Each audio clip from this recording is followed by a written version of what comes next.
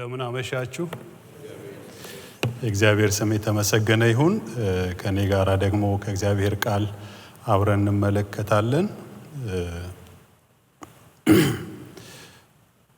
መዝሙረኛው ዳዊት ምዕራፍ 23 ነው የምንመለከተው። ቀደም በዝማሬ እግዚአብሔር ተናግሮናል። አሁን መልሶ ደግሞ እነሱ ላይ ትንሽ ነገር ጨምሬ አብረን እንጨርሳለን። ጌታ የተመሰገነ ይሁን። እግዚአብሔር ለዛሬ ምሽት እንዳካፍለው የሰጠኝ እረኛው በሚል ነው። መዝሙረ ዳዊት 23 ላይ ርዕስ ለምጽፉ እረኛው በሚል ሐሳብ ላይ ነው የምናገረው። እግዚአብሔር መልካም አምላክ ነው።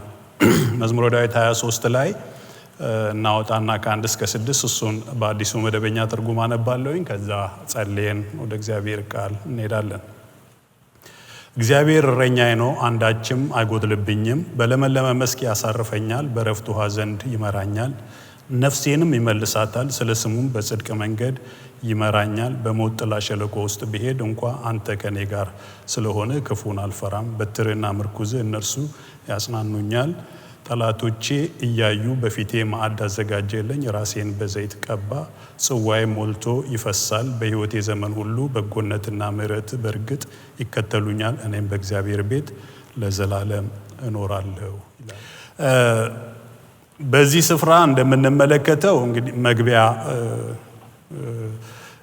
የመዝሙሩ ዳራ ጸሐፊው ዳዊት እንደሆነ እንመለከታለን። ዳዊት በእረኝነቱ ወቅት እረኛ የነበረ ነው። ከልጅነቱ ጀምሮ በእረኝነቱ ውስጥ ያያቸውን ልምምዶቹን፣ እውነተኛ እረኛ ለበጎቹ የሚያደርገውን ነገር በኋላ ላይ ደግሞ ይሄን ሕያው የሆነውን እግዚአብሔርን በደንብ እንትን ካለው በኋላ የእሱን እረኝነት በሕይወቱ ያየውን ነገር በዝማሬ መልሶ ለኛ ይገልጣል። የእግዚአብሔርን እረኝነት እና እሱ በጣም ግሩምና የተወደደ እረኛ ነው። ታማኝ እረኛ ነው። ዳዊት እንደምታውቁት በእስራኤል ምድር ላይ እረኞች በጎቻቸውን የሚያሰማሩት ከመንደር ውጪ ነው።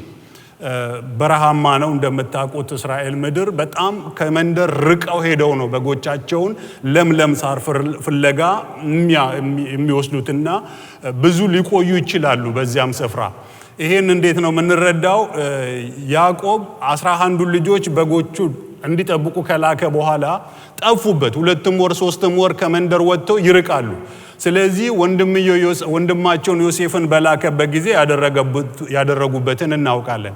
ስለዚህ እረኝነቱ ራቅ ያለ የእስራኤል ተራራማና ሸለቋማ የሆነ ሰው ወደማይቀርብበት ራቅ ወዳለ ስፍራ ይዞ ሄዶ እረኝነትን ሕይወት በዛ የተለማመዳቸውን ነገሮች ነው። ዳዊት በሕይወቱም ዘመን የምድረ በዳ ሕይወት የገጠመው ጊዜ ነበረ። በዚያ ጊዜ ውስጥ የእግዚአብሔርን እረኝነት የእግዚአብሔርን ፕሮቪዥን በደንብ ያየበት ወቅትም ነበር እና ከዛ ተነስቶ ነው የዘመረልን።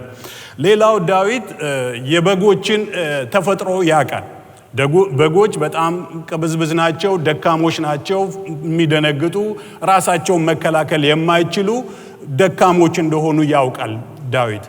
ያንንም እያነሳ ይናገራል። በኋላ ላይ እየገባን ወደ ውስጥ ስንሄድ እንመለከታለን። የዚህ ክፍል ዋናው ርዕስ የእግዚአብሔር እረኝነት። ዳዊት ይሄ ክፍል ላይ የሚናገረው የእግዚአብሔር እረኝነት ላይ ነው። እረኛው እንዴት ብርቱ፣ እንዴት ተንከባካቢ። የመልእክቱ ዋናው ቁልፍ የእግዚአብሔር እረኝነት ላይ የተመረኮዘ ነው። በጎች ነፍሳቸውና ሕይወታቸው የመኖር ጉዳይ በእውነተኛ እረኛ እጅ ሲሆን ምን እንደሚመስል እርሱን ነው የሚያውቀውን ልምምዱን ነው ያካፈለው። ደግሞ ሙያተኛ የሆኑ እረኞች በጎችን ወየት አሰማርተው በጎቹ እንዴት እንደሚጎሳቆሉ ያውቃል ዳዊት።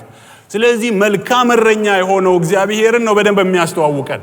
የእግዚአብሔርን መልካም እረኝነት እንዴት ለበጎቹ እንደሚጠነቀቅ ዳዊት ከራሱ ሕይወት ራሱ የታመነ እረኛ ስለነበረ ለበጎቹ ያደርግ የነበረውን የእግዚአብሔር ደግሞ ለሱ ያደረገለትን በዝማሬ ይነግረናል።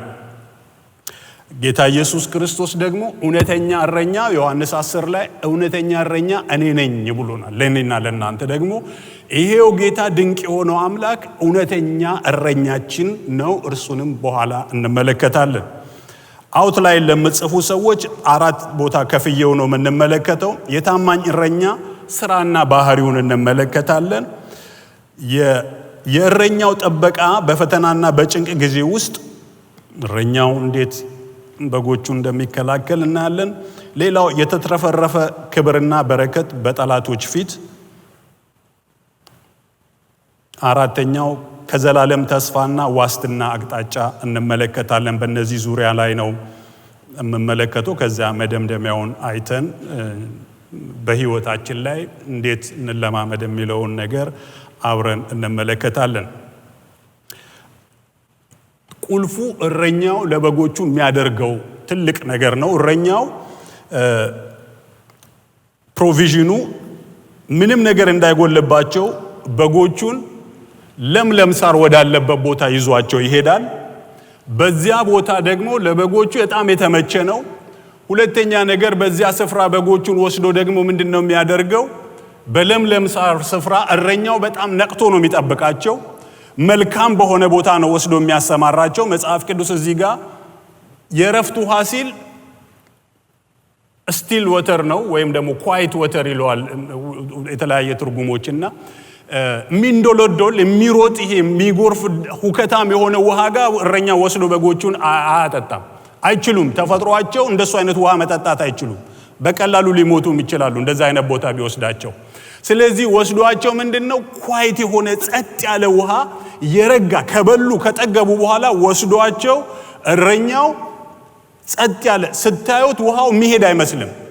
ቅጠል ስትጥሉበት ነው ውሃው መሄዱን የምታውቁት። በጣም ጸጥ ያለ የረጋ ውሃ ጋር ወስዶ ያሳርፋቸዋል።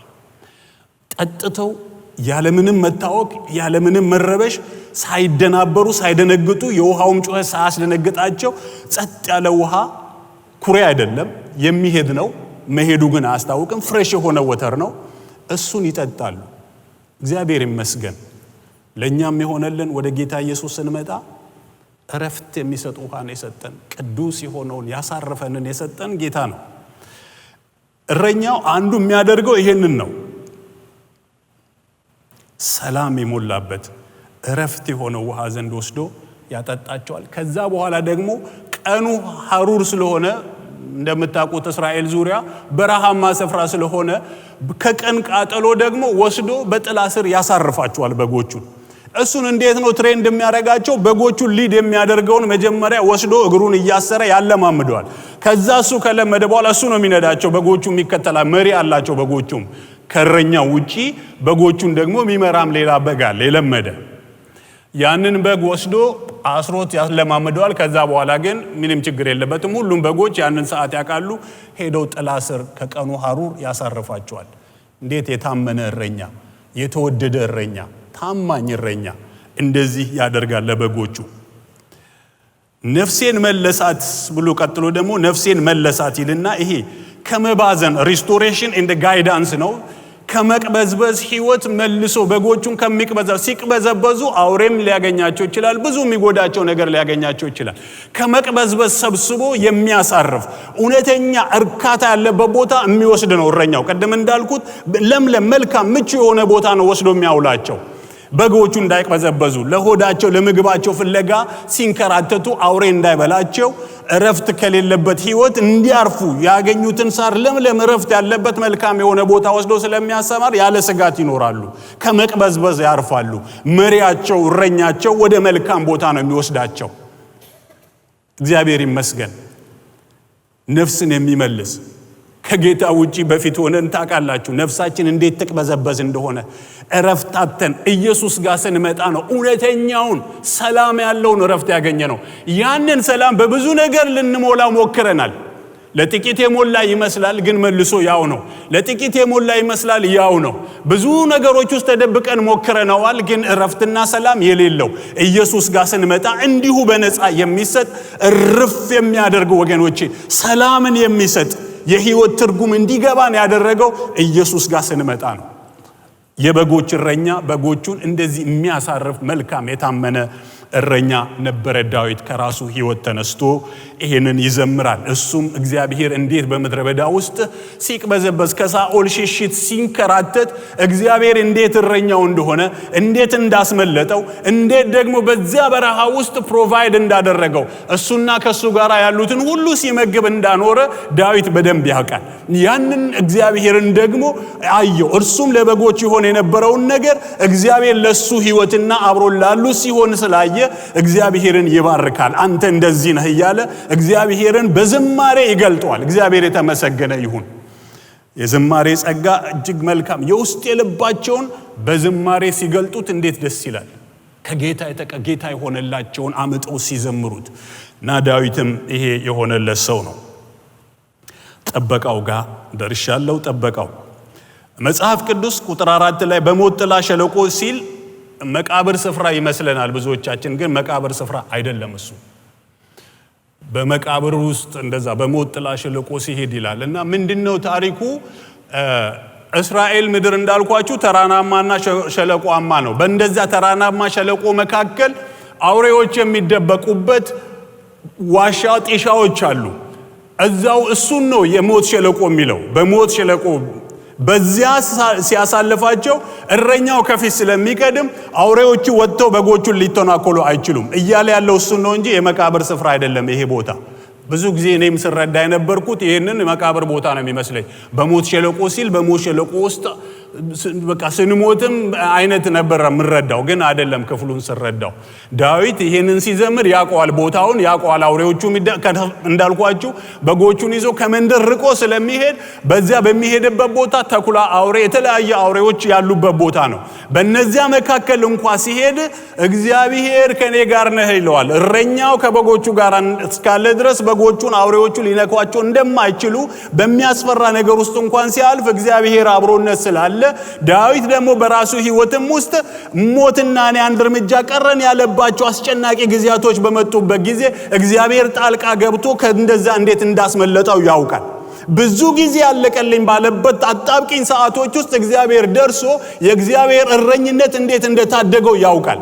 ስለዚህ ያንን ነው በዝማሬ እየገለጠልን ያለው። እንደገና እርሱም ደግሞ በእረኝነቱ ወቅት የሚያስፈሩ አውሬዎች ባሉበት በጎቹን ሲነዳ እረኛው ከፊት ስለሚቀድም በጎቹ ሴፍ ናቸው። በጎቹ በሰላም ይሄዳሉ፣ ተረጋግተው ይሄዳሉ። አውሬ ሊጎዳቸው ሊያገኛቸው አይችልም፣ እረኛው ከፊት ስላለ። እግዚአብሔር የተመሰገነ ይሁን። የእረኛው አብሮነት ጌታ ኢየሱስም ወደ እኔ የመጡትን ወደ ውጭ አላወጣም፣ ነፍሴን ስለ በጎች አኖራለሁ። የታመነ እረኛ ነበር ኢየሱስ ክርስቶስ። እግዚአብሔር ይመስገን። ሌላው በትርና መርኩዝ፣ ሁለቱ ይለያያሉ። በትርና መርኩዝ የሚለው በትር አጭር፣ ጫፉ ላይ ድቡልቡል ያለው ጠንካራ ወፈር ያለ ነው። እረኞች ወገባቸው ላይ ሽጠውት ነው እሱን የሚሄዱት። ያ ምንድነው? በዛ አጭር ጫፉ ላይ ድቡልቡል ነው። በዛ የተመታ አውሬ ቀና ማለት አይችልም፣ መሰናበት ነው በቃ። በጣም ጠንካራ እንጨት ነው፣ አጭር ነው፣ ድቡልቡል ነው። ከመቱት በዚያ አለቀ በቃ። እና እሱ የሚጠቀመው ብዙ ጊዜ እረኞች የሚጠቀሙት አውሬዎች ሲመጡ ወደ በጎቹ ያንን ይጠቀሙበታል። በተረፈ ለበጎቹ አይጠቀሙበትም። ከመታቸው በጎቹ በዛው መሰናበቱ ነው። ኃይለኛ ነው ዱላው እና ወገባቸው ላይ ሽጠውት ነው የሚዞሩት የሚሄዱት። ያኛው መርኩዝ ግን ረጅም ቀጭን፣ አንገቱ ጋር ጎባጣ ነው። ጥቅሙ እሱ ብዙ ነው። እሱ እረኛው ቀኑን ሙሉ በሚውልበት ጊዜ ሲደክመው የሚደገፍበት ነው። ሁለተኛ ነገር በጎቹ ጢሻው ሲገቡ ገብቶ ማውጣት ካልቻለ በዛ ቆልማማ አንተን አለው ስቦ ያወጣቸዋል። ድንገት ገደል ውስጥም ቢወድቁ አስገብቶ ጎትቶ ያወጣቸዋል እና ራሱም ይደገፍበታል ሲደክመው። አንድ አርገን እንዳናየው በትር የስልጣንም ምልክት ነው። በትሩ ስልጣንም ነው። ሙሴ ታውቃላችሁ፣ በትሩን ሲያነሳ ለሕዝቡ ባህሪው ይከፈል ነበር። በትሩን ዞሮ ሲያነሳ በጠላቶቻቸው ላይ ይከደን ነበር። በትር የስልጣንም ምልክት ነው። ኃይልም ነው። ብርቱ ነው። እግዚአብሔር ሰጥቶናል ለኛም ጠላትን የምንመታበት የምንመክትበት፣ እኛን የሚያጽናናን፣ በችግር ጊዜ ዘልቆ ገብቶ የሚያጸናን፣ የሚያወጣን፣ የሚያሻግረን እግዚአብሔር ሰጥቶናል። የእግዚአብሔር ስም የተባረከ ይሁን። ሶስተኛው የተትረፈረፈ ክብርና በረከት በጠላት ፊት ነው። በጎቹ የሚገርማችሁ ወስዶ ዳዊት ያሰማራቸዋል። ያለ ስጋት በጎቹ ይበላሉ። በቃ መልካም በሆነ ቦታ ነው የሚያሰማራቸው። በጎቹ አያውቁም፣ በዙሪያቸው የሚሆነውን አያውቁም። ብዙ ጊዜ ጠላቶቻቸው ቢመጡ ምን ቢሉ እረኛው ነው ያለው። እረኛው ይቃኛል፣ እረኛው ነቅቶ ነው የሚጠብቀው። በጎቹ ግን እንጆ ያደርጉታል፣ የቀረበላቸውን እንጆ ያደርጋሉ። የተትረፈረፈ ጌታ ኢየሱስም እንዲበዛላችሁ መጣሁ ነው ያለው። የሚበዛ የተትረፈረፈ ነገር ነው። የተለካ አይደለም እግዚአብሔር የሚሰጠን። ቁጥ አይደለም ወገኖቼ፣ ዘላለም የሚያኖር ህይወት ነው የሰጠን። የተትረፈረፈ ህይወት ነው የሰጠን በምድርም ወገኖቼ። እኛ እንስማው እንታዘዘው እንጂ እግዚአብሔር የተዘጋን እየከፈተ የሚያኖር እግዚአብሔር ህዝቡን በመልካም ስፍራ የሚጠብቅ በመልካም ስፍራ የሚያሰማራ ነው። እግዚአብሔር ፕሮቫይዳችን ነው፣ የኛ መጋቢያችን ነው፣ ጠባቂያችን ነው። የተትረፈረፈ ህይወት ነው የሰጠን። የሚጎድል ህይወት አይደለም፣ የሚበዛ በቤቱ እየጨመረ እየደመቀብን እያማረብን እንድንሄድ የሚያደርግ አበንደንድ የሆነ ላይፍ ነው የሰጠን። እግዚአብሔር ይመስገን። እረኛው ይሄንን ያደርጋል። የተትረፈረፈ ሰላም የሞላበት ማዕድ ያዘጋጅላቸዋል። ጠላቶች ያያሉ፣ ሊነኳቸው አይችሉም። ይመኛሉ፣ ሊነኳቸው አይችሉም። እግዚአብሔር ከባረከ ማን ነው ከልካይ? እግዚአብሔር ይሁን ካለ ማን ነው አይሆንም የሚል? እግዚአብሔር ሊባረክ ከወደደ ማን ነው ከልካይ? እረኛውም እንደዛ ነው ለበጎቹ። ዳዊት የራሱንም ህይወት ነው የሚዘምረው። ለበጎቹ እንደዛ ነው ዳዊት። የተትረፈረፈ ያምራሉ። በጥሩ እረኛ የገቡ በጎች ስታዩአቸው ያስታውቃሉ። በጣም ለምለሞች፣ በቃ ልምልም ብለው ነው የምታዩአቸው። በጣም ግሩም የሆኑ ሲታዩ ያምራሉ። በያዡ እጅ እንዳሉ ያውቃሉ። እውነተኛ እረኛ እንደያዛቸው ያስታውቃሉ። ደግሞ ሙያተኛ የሆነ የያዛቸውን በጎች ደግሞ ያስታውቃሉ። በህይወታቸው ስታዩአቸው ታውቋቸዋላችሁ። ይሄ ውድ የሆነ ጌታ ወገኖቼ ታሪካችንን የለወጠ ውበታችን፣ ደምግባታችን፣ ሰላማችን ያማረብን በቤቱ ነው። ይሄ ድንቅ የሆነ ጌታ የህይወታችን ንጉስ ያደረግነው ኢየሱስ አሳመረን ወገኖቼ። እንዴት ያለ የጎስቋላ ህይወት ነበር እንኖር የነበረው። ሌላው የቅባትና የሞገስ ህይወት ሆነር እንደ ሂሊንግ። ራሴን በዘይት ቀባ። እረኞች በጎቻቸውን ዘይት ይዘው ነው የሚሄዱት። በጎቻቸው ድንጋይ ሊቧጭራቸው ይችላል፣ ጤሻም ሊሾክም ሊቧጭራቸው ይችላል። አውሬም ድንገት አግኝቶ ከቧጭራቸው ዘይቱን ያፈሱበታል ቁስላቸው ላይ። ታውቃላችሁ ደጉ ሳምራዊም ቁስል የወደቀው ሰውዬ ላይ ቁስሉ ላይ አንዱ ዘይት ነው ያፈሰሰው፣ ወይን ጠጅ ነው። እና ዘይት ቆዳን ለማስለስለስም ስለሚጠቅም እረኛው በጎቹ ላይ ዘይት ያፈሳል ቁስላቸው ላይ ቶሎ እንዲድን። ያም ብቻ አይደለም ደግሞ በረሃማ ሞቃት አይደለ? የሚናደፉ ንቦች የቆላ ዝንብ ታውቃላችሁ? የቆላ ዝንብ አለ። ሰውንም ሲነክስ በጣም ያሳምማል ደም ስለሚመጥ። የበጎቹን ስስ ብልት እያወቀ እንዳይጎዷቸው ያን ሰዓት ላይ ያን ቦታ ዘይት ይቀቧቸዋል። የወይራ ዘይት ይቀቧቸዋል። ሲቀቧቸው መጥቶ ማረፍ አይችልም። እነዚህ ስስ ቦታዎች አሏቸው በጎቹ፣ የሚቆስል በቀላሉ ኢንፌክት የሚሆን ያንን ቦታ ዘይት ይቀባዋል። እረኞቻቸው ይቀቧቸዋል። ከዛ መጥቶ ሲያርፉ ዘይት ነው፣ ሊነኳቸው አይችሉም፣ ያርፋሉ። እረኛው ያን ያክል ነው የሚጠነቀቀው ለበጎቹ። ቁስላችንን የሚፈውስ ኢየሱስ ወገኖቼ፣ ጠላት ደካማ ጎናችሁን አግኝቶ ሲያቆስል የሚፈውስ ኢየሱስ ዘይቱን፣ መንፈሱን፣ ሰላምን የሰጠን እግዚአብሔር ይባረክ። እረኛው ያን ያክል ነው የሚጠነቀቀው ለበጎቹ ቁስላቸው ቶሎ እንዲድን። ሁለተኛ የሚነድፏቸው የሚበሏቸው ነገሮች እንዳይበሏቸው አስቀድሞ ፕሮቴክት ያደርግላቸዋል። አቤት አይኖቻችን ቢገለጡ። እግዚአብሔር ይርዳን። ሌላው ቅባቱ የሚሰራው በዛው በነሱ በምስራቅ በዛው ዙሪያ ላይ ብርቱ የሆነ እንግዳ ወደ ቤታቸው ሲመጣ የሚያደርጉት አንድ ነገር ነው።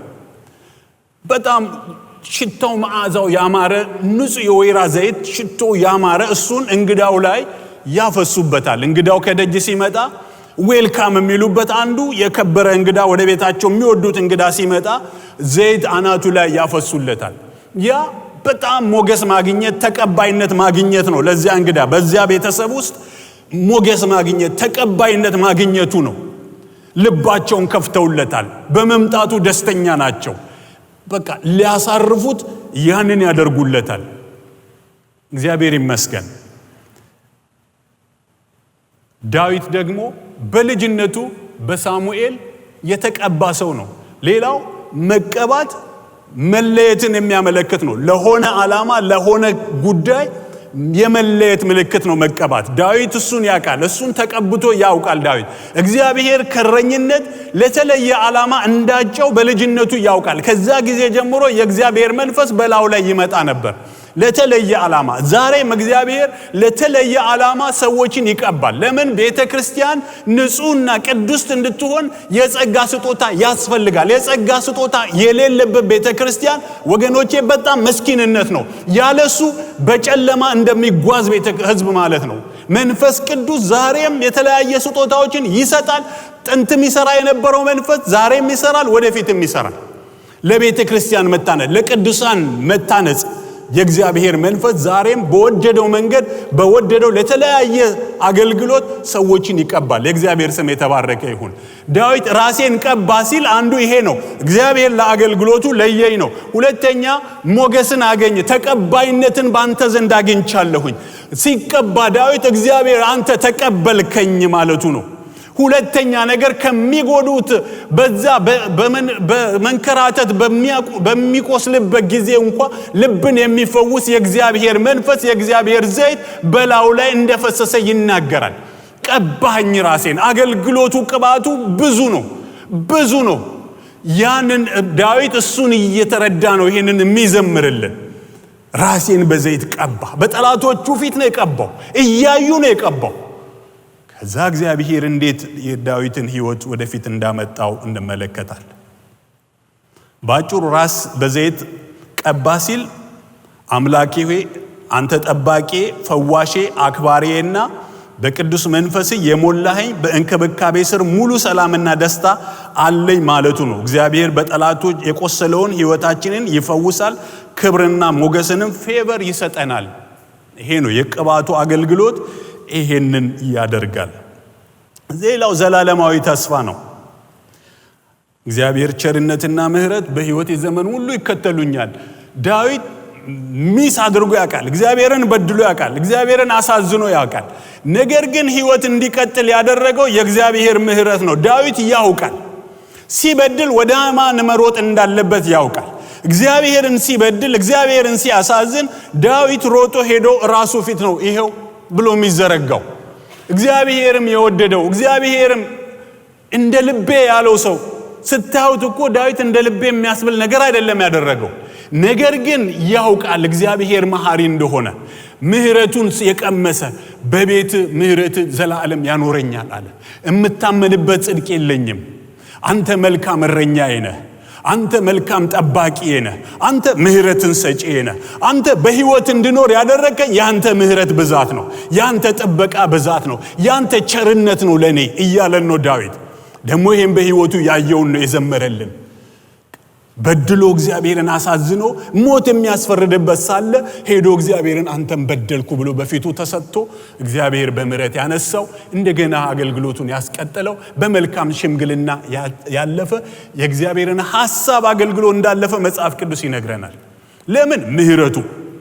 ሰቆቃው ኤርምያስም ያልጠፋ ነው ከእግዚአብሔር ምሕረት የተነሳ ነው፣ ርኅራኄው አያልቅምና ይላል። በሕይወት በቤቱ የመኖራችን ምክንያት እኛ ብቁ ሆነን አይደለም። ዛሬም ነገም የምንታመንበት የምንቆጥረው ነገር የለንም። ነገር ግን በድካማችን ሁሉ የሚራራልን አምላክ ስላለ፣ እውነተኛ እረኛ ስላለ ሕይወታችንን በፊቱ እንጥላለን። እርሱ እረኝነቱ ምሕረቱ ደግፎ በቤቱ ያቆመናል። እግዚአብሔር የተባረከ ይሁን። የዘላለም ሕይወት ዋስትና ጌታ ኢየሱስም በእጄ የገቡትን ከእጄ ማንም አይነጥቃቸው ማለት የታመነ እጅ ላይ ነው የገባ ነው። የታመነ አምላክ ፈጽሞ ደከመኝ ብሎ የማይተኛ ብርቱ የሆነ። እነዚህን ካልኩ ሶስት ነገር ምን እናርግ የሚለውን ነገር አብረን እንመለከታለን። አንደኛ በፍጹም ጥገኝነት ላይፍ አፕሊኬሽን ወደ ህይወታችን ላይ እንዴት እንጠብቀው እንደ አማኝኛ። ፍጹም ጥገኝነትን መልመድ፣ የእረኛውን ድምፅ መስማት፣ ሁልጊዜ የእረኛውን ድምፅ መለማመድና መስማት፣ በፈተና ውስጥ አለመፍራትና ማረፍ፣ በእርሱ ላይ መደገፍን። እነዚህን ነገሮች እንመለከትና በጸሎት እንጨርሳለን። ፍጹም ጥገኝነት ቶታል ዲፔንደንሲ፣ በጎች ያለ እረኛ መኖር እንደማይችሉ ሁሉ እኛም በራሳችን ዕውቀትና ጉልበት መኖር እንደማንችል ገብቶን ህይወታችንን ሁሉ ነገራችንን ለሱ መስጠት በእግዚአብሔር ላይ እውነተኛ መታመን እንድንታመን እርሱ ያውቃል ብለን ራሳችንን እንድንጥልለት ይፈልጋል። ብዙ ጊዜኛ የምናደርገው ልንገራችሁ፣ ራሴ የማደርገው በምሳሌ ልንገራችሁ። መኪና እየነዳችሁ 50 ኪሎ የተሸከመ ሰው ብታዩ አዝናችሁ ራይድ ብትሰጡት መኪናችሁ ውስጥ ገብቶ ቁጭ ብሎም ተሸክሞ ብታዩት ምን ትሉታላችሁ? ምን ነው ብትሉት አይ ትንሽ እንዳይከብዳ ትንሽ ላግዝ ብዬ ነው ብሎ ቢል እዛው ውስጥ ገብቶ ቁጭ ብሎ በጣም ያሳዝናል አይደለ? መኪናው እሱንም የተሸከመውንም ማሳረፍ የሚችል ነው። እና በቃ እኛም አንዳንድ ጊዜ ሸክማችንን ይዘን እንሄድና ጌታ ጋር መልሰን ተሸክመን እንሄዳለን። እሱ ስጡኝ በቃ እናንተ ደካሞች ኑ እኔ ማሳረፋችኋለሁ ሰላሜን እሰጣችኋለሁ ያለው ጌታ ጋር መተን ሙሉ ለሙሉ በእርሱ ጥበቃና እረኝነት ላይ ራስን መጣል ትልቅ ነገር ነው። ነገር ግን ቆይ ትንሽ ላግዘው ብለንኛ ጭንቀቱን እንወስዳለን። አንደኛ ተጨንቀን ምንም እንጨምሮ ሰውነታችን ውስጥ ያሉ ኬሚካል ከመረበሽ በስተቀር ጠብ የምናደርገው ነገር የለም። አንዳች ነገር መቀየር አንችልም። ግን ይዘነው እንሄዳለን፣ ይዘነው እንመጣለን። በሙጌታ ስር በቃ እግሩ ስር ደሞ እንመለስ ደሞ ትንሽ ቆይ ላግዘው አይነት ነገር ይዘን እንሄዳለን። ወገኖቼ ከሱ እግዚአብሔር ይጠብቀን። ለሱ ሰተን ማረፍ በልጆቻችን ጉዳይ በኑሮአችን ጉዳይ ቢሆን በጤናችን ጉዳይ ቢሆን ለርሱ ሰተን ማረፍ። በጎቹ ፈጽሞ በረኛቸው ላይ ዲፔንድ እንደሆኑ በቃ ያለረኛው ምንም ሊያደርጉ አይችሉም። በጎች በጣም ደካሞች ናቸው፣ ራሳቸው መከላከል የማይችሉ ናቸው። ምንም ሊያደርጉ አይችሉም። የሚገርማችሁ በጎች ደንባሮች ናቸው፣ ፈሪዎች ናቸው፣ ድንጉጦች ናቸው፣ ኢዚ ለአውሬ የሚጋለጡ ናቸው። እረኛው ግን ካለ ያለ ስጋት ይኖራሉ። እኔና እናንተም ያለ ስጋት እንድንኖር ጌታ ኢየሱስ እጅ ገብተናል። በዚህ ጌታ የሚያርፍ ልብ ይስጠን። ብዙ ጊዜ አናርፍም፣ ተሸክመነው ነው የምንኖረው ጭንቀታችንንም። እሱ አምጡ ይላል፣ እኛ ቆይ ትንሽ ላግዝህ። እግዚአብሔር ከሱ ይጠብቀን። ሌላው ድምፁን መስማት ነው፣ የሱን ድምፅ። ዮሴፌስ የሚባል የቂሳሪያ ዮሴፌስ he was a permanent Gentile Christian scholar, historian and bishop of Caesarea ነው። the Jewish of war ከሚል ፊሊቪየስ ጆሲፈስ ከሚባለው ሰው ዋቢ አድርጎ ነው የጻፈው። ይሄኛው ሰውዬ ይሄንን ታሪክ የጻፈልን በ300 ይሄኛው ዮሲፈስ የሚባለው የጻፈልን በ313 እስከ 325 ዓመት አካባቢ በእንደዚህ ዓመታት መካከል ነው ይሄንን ታሪክ የጻፈው። ኤክሌሲያስቲክ ሂስትሪ በሚለው ምዕራፍ 5 ቁጥር ከ3 እስከ 5 ድረስ ባለው ነው የምታገኙት። ምንድነው የሆነው? የአይሁድ ጦርነት ከመጀመሩ ይሄ 70 ዓመት ልክ ሲፈጸም ሲል ጌታ ኢየሱስ የተነበየበት ማለት ነው። ያ ቤተ መቅደስ ከመፍረሱ በፊት በ66 ዓመተ ምህረት ታሪክ ጸሐፊ ነው፣ አይሁዳዊ ነው ያኛው። ይሄኛው ያው ቀደም እንዳልኩት ከአሕዛብ ወገን ነው፣ የቂሳሪያ ቢሾፕ ነው። ያኛው ግን አይሁዳዊ ነው፣ በክርስቶስም የሚያምን አይደለም። ነገር ግን ጦርነቱ እየተፋፋመ እንደመጣ እግዚአብሔር ደግሞ አውቋል። በክርስቶስ ያመኑ አይሁድ ክርስቲያኖች በእስራኤል ምድር በጣም ብዙ ናቸው የነበሩት በዛን ሰዓት ላይ እና ምን ይሆናል? እግዚአብሔር በትንቢት ቃል ይናገራቸዋል፣ አይሁዶቹን ማለት ነው። በትንቢት ቃል ሲናገራቸው ከተማዋን በአስቸኳይ ጥለው ወጥተው በቅርባቸው ወዳለች ጆርዳን ከተማ ፔላ ወደምትባል ከተማ ገብተው በዚያ ያመልጣሉ ማለት ነው። እነርሱን ተመልከቱ፣ የእግዚአብሔርን ድምፅ መስማት እንዴት እንደሚያስመልጥ። ይሄንን ድምፅ ሰሙ፣ ሸሽተው ክርስቲያን በሙሉ ውልቅ ብለው ወጡ ከኢየሩሳሌም። ከዛ ከአራተኛው ዓመት በኋላ ኢየሩሳሌም እንዳልነበረች ሆነች። በጣም ብዙ ህዝብ ነው ያለቀው። ሮማያኖች መጥተው ጭፍጭፍ ነው ያደረጓቸው። የእግዚአብሔርን ድምፅ መስማት ግን እግዚአብሔር ሊሆን ያለውን ቀድሞ ስለሚናገር የመጣላቸው የትንቢት ድምፅ ግን እነዚህን ሰዎች ከሞት አተረፋቸው፣ አስመለጣቸው። አንድ ድምፁን መስማት፣ የምናመልከውን ጌታ ድምፅ መስማት ያስመልጣል። ሰምቶ ምላሽ መምጣት፣ ሰምቶ መታዘዝ ያስመልጣል። እነዚህን ያስመለጣቸው ይሄ ነው። ሁለት ታሪክ ጸሐፊዎች ናቸው። አንደኛው ይሄ ጆሲፈስ የሚባለው እዛው የነዚህ ደፈጣ ውጊያ ተዋጊዎች ጀነራል የነበረ ነው። በጦርነት ውስጥ ተማርኮ ሮማያኖች ማርከውት ወስደውት ቬስፒያን እና ቲቶ የሚባሉ ጀነራሎች እና በወቅቱ የነበረው ቬስፒያን ያው ነው እነሱ ወስደዋቸው ከነሱ ጋር ቅርብ ስለነበረ ፊሊቪየስ የሚለውን ስም የሰጡት የነሱ የሮያል ፋሚሊ ስም ስለሆነ ሰጡ ስለወደዱት። እሱ የጻፈው ታሪክ ምንድነው የሚለው? ብልህ የሆኑ አይሁዶች ጦርነቱ እንደሚመጣ አውቀው አስቀድመው ወጡ ብሎ ይናገራል። ክርስቲያኖችን ሜንሽን አላደረገም ራሱ በክርስቶስ ስለማያምን ታሪክ ግን ጽፏል።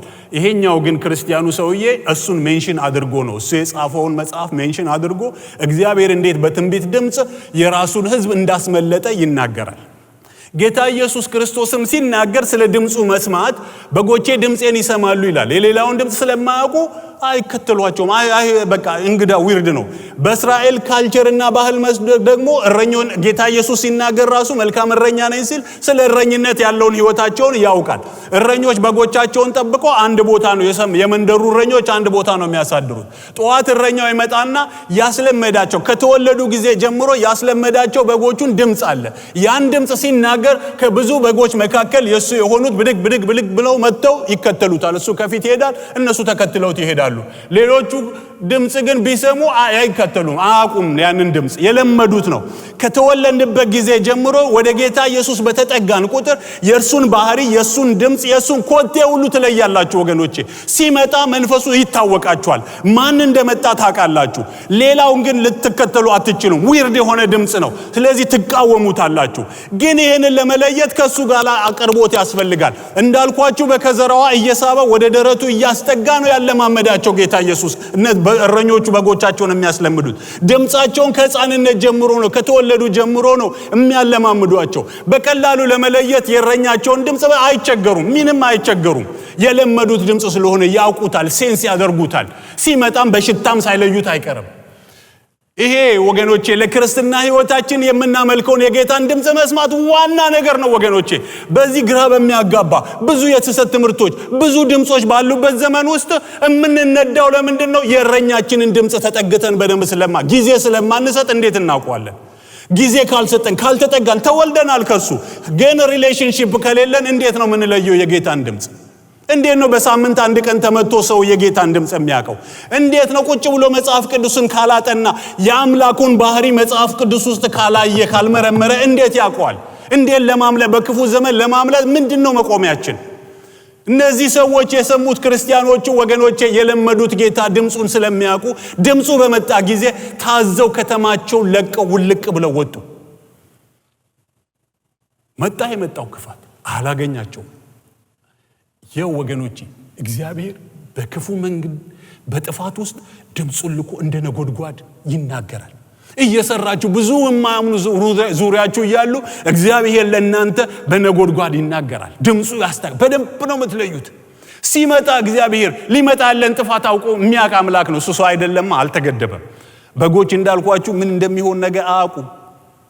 አናቅም። እኔና እናንተ ምን ሊመጣ እንዳለ አናቅም። የሚያውቅ ግን ብርቱ ጠባቂ አለ። የማይተኛ የማያንቀላፋ ብርቱ እረኛ አለን። የእርሱን ድምጽ ከለመድን ግን ወገኖቼ ከሚመጣው ነገሮች ሁሉ እናመልጣለን። አትሂድ ሲል አለመሄድ ጥሩ ነው። ሰምቶ መታዘዝ ጥሩ ነው። እነዚህ አይሁዶች በክርስቶስ የሆኑ አይሁዶች ሰምተው ባይታዘዙና ባይወጡ ኑሮ የመጣው ጥፋት አብሯቸው ያጭዳቸው ነበር። ሰምቶ መታዘዝ ግን ያስመልጣል ወገኖቼ። እግዚአብሔር ይርዳን። ይህን ድምጽ ግን ሁልጊዜ ካልቀረብነው እንዴት እናውቀዋለን? እንዳልኳችሁ በጎቹን እረኞቹ ከሕፃንነታቸው አስጠግተው ነው የሚያሳድጓቸው። ድምጹን የእረኛቸውን ድምጽ በደንብ ያውቃሉ፣ ሽታውን ያውቁታል። ንጉሱ ሲመጣ ወገኖቼ ታውቁታላችሁ። ያስለመዳችሁን ድምጽ ያስለመዳችሁን ስትቀርቡለት ሁልጊዜ ይናገራል። ስትቀርቡለት በቃል ውስጥ ማንነቱን ይናገራል፣ ያበራል፣ ይናገራል። መለየት እሱን በጣም ቀላል ነው የሚሆነው፣ በጣም ቀላል ነው የሚሆነው። ግን ሩቅ ከሆናችሁ እንዴት ነው የምትሰሙት? ብዙዎቻችን ሩቅ ነን ከድምጹ። ጊዜ አንሰጠው። ሊያወራን ይፈልጋል፣ ጊዜ አንሰጠው። ይፈልጋል ራሱን ሊያስተዋውቀን፣ ይፈልጋል ትሬንድ ሊያረገን። በክፉ ጊዜ ማምለጫችን እሱ ስለሆነ ይፈልጋል። እንዲባዝኑበት አንድም በግ ስለማይፈልግ ይፈልጋል፣ ግን ያጣናል። ይፈልጋል፣ ያጣናል። ጌታ ይርዳን በፊቱ መሆን እንድንችል። በፈተና ውስጥ አለመፍራትና ማረፍ። ለምን? ጌታ ኢየሱስ ዓለም ሳላችሁ መከራ አለባችሁ፣ ግን አይዟችሁ መከራውን አሸንፌዋለሁ ብሎናል። መከራን ያሸነፈ ጌታ ነው። ለመከራም አይተወን ጌታ ነው ያለን። ለዚህ ሱስ ካለ ድረስ ደግሞ እኛ በፍጹም መናወጥ የለብንም። ተረጋግተን እሱን ታምነን ልንኖር ያስፈልጋል።